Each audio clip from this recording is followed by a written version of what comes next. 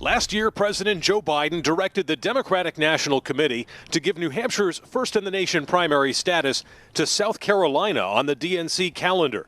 With the Granite State defying that move, Biden has now officially announced he is skipping the primary here.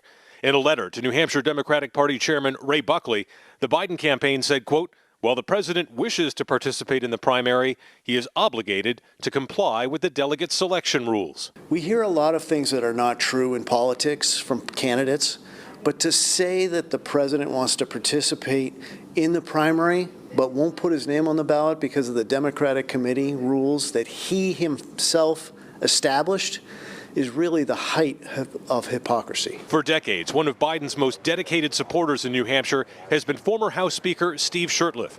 But he's now skeptical of the write-in effort Democrats will undertake to help the White House win a primary it just snubbed. And now to turn around into Democrats and maybe undeclareds that might vote in the Democratic primary and say, I'm not going to file to run in your state, but I want everybody to write in my name so I win it anyway. To me, that is so self-serving. That write-in campaign will mean thousands of votes need to be hand-counted on primary night, but election officials say it's not going to delay the results. It would definitely be more complicated if there were a lot of other races on the ballot.